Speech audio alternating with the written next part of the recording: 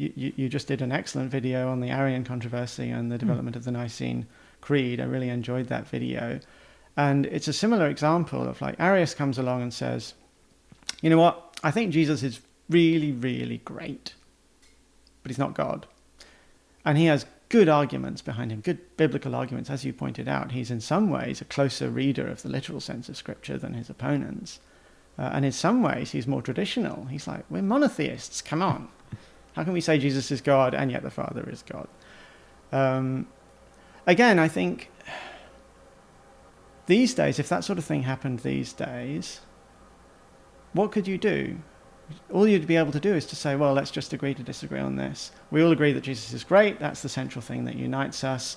Whether you think that Jesus is God or not, just take your pick. But that's not what they did back then.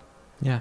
They had a council, and at the council they decided, actually, we're going to make a decision here that in order to count as a Christian and still be a part of this church, you have to believe that Jesus is God, and if you want to reject the council's decision on that, you're out. Now, what do you think, from the perspective of this ecumenical question, why was there a need for a council? Why not just theological argument? Yeah, I think it starts with the idea that unity or uniformity in belief is really important, which I think most Christians would grant, but I think it's important to note that that's kind of one of the underlying things here. Yeah. And I think the next thing is that, okay, if we need that, theological argument doesn't seem to be getting us there because we can't get people to agree because, and this might be a controversial opinion among Protestants, I would grant that, like how do I want to put this?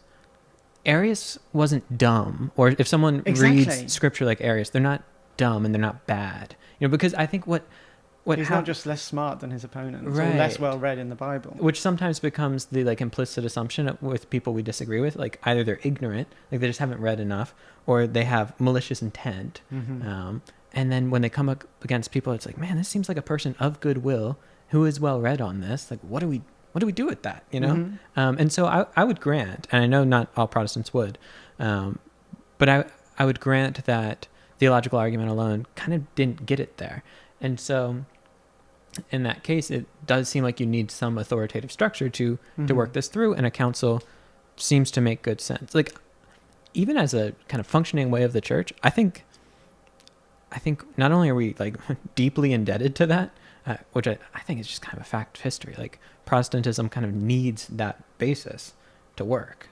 I mean, not every Protestant thinks that. Right? No. But yeah, I think Calvin and Luther don't come to the conclusions they do just by reading scripture. I mean, and I don't even think they state they would. Like, they're trying to take, at least the first four councils there and kind of build off of that. That's right.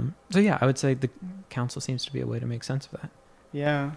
Do you think though that once we've had the first four councils, that since then there have never been any issues that a council would have been helpful on, like any controversial, divisive issues that needed that sort of a decisive response? No, I think council is probably, it makes the most sense of the ways of answering these things. I think the question becomes, is a council only possible if paired with infallibility? Because I think, if you were to take like a reformed answer, like what do the reformers do when they have an issue? Like they call the Synod of Dort, they haven't like given up on this way of doing the church, if you will.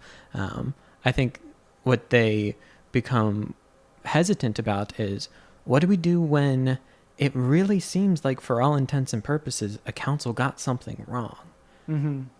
So I don't think it's necessarily the question of, are councils bad, but are the councils as good perhaps as the Catholic Church thinks? Yeah, well, infallibility, I guess you have to end up talking about that at some point. Is a council infallible? Well, what would be our basis for determining whether a council had got something wrong or not?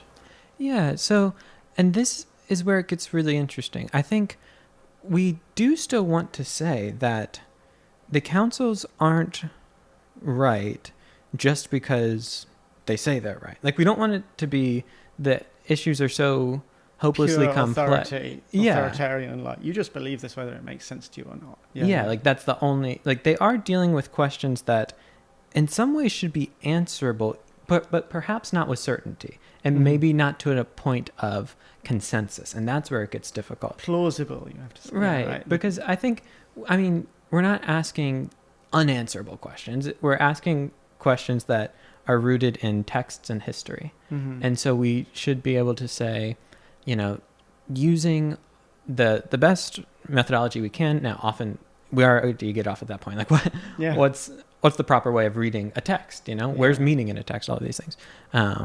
But we should be able to say, okay, we're applying these methods and we're trying to come to answers, to questions that do have answers that we can answer with a certain amount of plausibility. The problem, again, though, goes back to some of these questions are complex, not in that there is no answer, but it's hard to get people to agree on the answer. People of good faith can disagree. It's very hard to get people to agree on any of these controversial issues, which is why they're controversial issues.